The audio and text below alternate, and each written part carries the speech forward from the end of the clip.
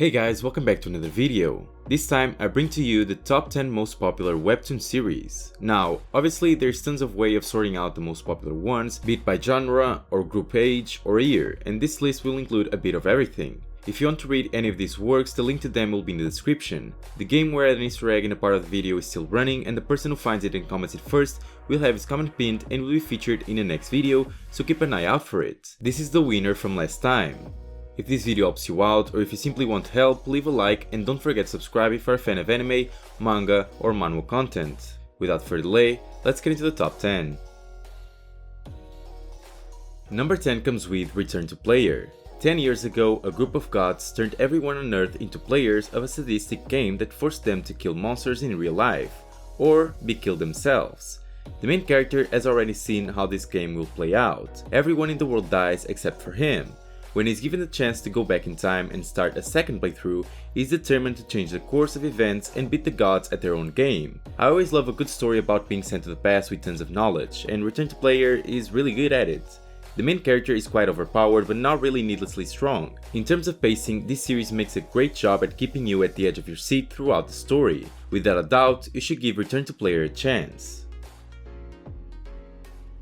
In number 9 we have Jackson's Diary. The year is 1989, and Jackson is starting his senior year at a brand new school.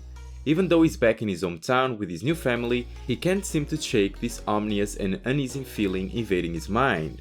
It's not until he meets the popular kid that reality starts to feel more like the work of his imagination. Now, this is kind of supernatural school life type of series. Like many others on this list, the art is cartoonish. I totally do not mind that. It gives me a nostalgic feeling and I love it. Another thing that I love is the fact that you get many POVs from different characters, which gives a whole new feeling to the story. Definitely a nice work to read. Number 8 comes with Weak Hero. Once the bullies target you, it's game over. The school is run by tyrants whose favorite hobby is tormenting the weakest kids in class. But then, Gray arrived. This mysterious new student threatens to dismantle the established order. He may be small in stature, but his calculative and brutal fighting leaves unsuspecting opponents lying on the floor begging for mercy. Now the school's toughest bullies have to scramble to take down this new and unusual hero. I have mentioned Weak Hero in some of my previous videos, but it's still one of my favorite school life type of series. This work is about pushing the odds, even if they aren't in your favor, and we get a seemingly weak main character who is in fact incredibly smart and strong in a way. All you need for this work is to read the first 2 chapters, and I promise you will get hooked on it. In number 7 we have Castle Swimmer. What happens when your entire life is ruled by a prophecy? Your future foretold by people you've never met, who died long before you were born. Such is the story of 2 young sea creatures. One believed to be a guiding light for his people, a beacon who will lead them to a bright, prosperous future. The other is a teenage prince for whose destiny is to kill the beacon, so that his own people might thrive. When both reject the course set for them, it leads to an adventure as big and unpredictable as the ocean itself, and a romance that nobody could have predicted. This story is about 2 individuals with an unlikely love. One is destined to kill and the other to be killed, but still find a way to love each other. This story has a bit of everything, a lot of funny moments provided by the amazing characters, but also some sad ones. It has action and wholesome moments, and not to forget the romance, so I'm sure it will get you hooked in one way or another. The art is quite different, but very colorful and bright, which I quite enjoyed. If you think this is a series for you, definitely give it a chance. Number 6 comes with Omniscient Reader. Back then the main character had no idea. He had no idea his favorite web novel, 3 Ways to Survive the Apocalypse, was going to come to life, and that he would become the only person to know how the world was going to end. He also had no idea he would end up becoming the protagonist of this novel turned reality. Now he'll go on a journey to change the course of the story and save humankind once and for all. Now this work has been around for a while, but it gets better every time a new chapter comes out. Honestly, the beginning and the story in general is a bit slow paced, but in my opinion it's because the story is very focused in character development, and I don't think that's a bad thing. The story in itself is also rather unique and refreshing to read, which is also a major plus in any work. Overall, this is a great series that you definitely need to check out. In number 5 we have The Boxer. I'm pretty sure most of you are already familiar with The Boxer, but for those who aren't, here it is.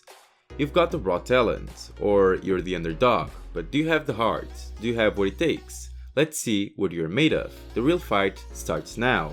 Now this story is very character driven, so obviously the characters are all incredibly well made. You can say you have 3 main characters, the weak but courageous guy, the asshole and talented one, and last but not least, the one I consider the true main character, a monster who has extraordinary talent for boxing, but is kinda dead inside and doesn't see the point of doing it. With all of this, you know the story turns out to be exceptionally good. The art is pretty average, but when it comes to making scary looking faces, this one is one of the best series I've seen out there. If you haven't yet, definitely give the Boxer a try.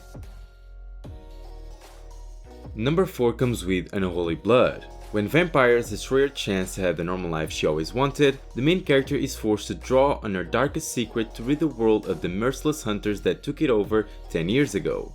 With the support of a rising star in the local police force, she steps up to protect her loved ones, face her past, and get her revenge. If you like an overpowered female main character, this one is for you. This series talks about vampires and the main character's revenge, pairing it up with amazing art, and I'm serious about that, the art is extremely good on this one. This comes out to be an amazing and interesting read. The plot is really thick and the character development is amazing. If you enjoyed works like Noblesse, definitely give this one a chance. In number 3 we have Down to Earth. Cade lives his average life alone and undisturbed, until a cute alien girl crashes into his backyard. By opening up his home, will this otherworldly girl inadvertently open up his heart? I really like this series. As everyone knows, I'm not big on romance series, but this one caught my attention a while ago and I decided to read it. The story is really warm and wholesome, and with the art, which is more cartoonish, makes the whole story even better. If you enjoy romance mixed with a bit of sci-fi, Down to Earth is a great series for you.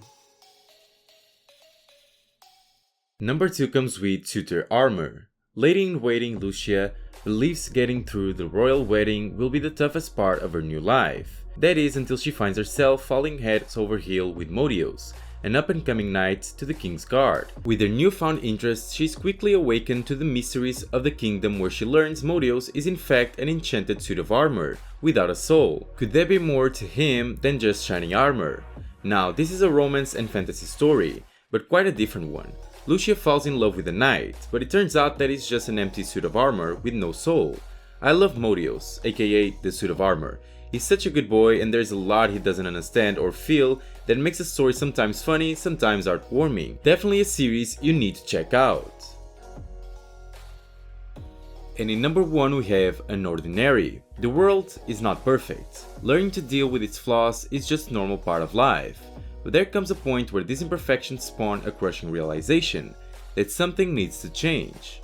To give you a recap, this world has people with powers, and our main character goes to a school even though he doesn't have any. Or does he? Obviously I can't tell you much more because it would be spoiler. A lot of people already know about this work, but for the ones that don't, here's my opinion. I really enjoy this work, but there's a lot of people who don't, and the reason it's because of the pace of the story. Truth be told, the pace is really slow. It can go on for 5 to 10 chapters and nothing really major happens. But in my opinion, that's not entirely bad. You don't need to have a fight each chapter to make a series more interesting. Overall, it's up to you if you want to read it, but I totally recommend you giving it a try.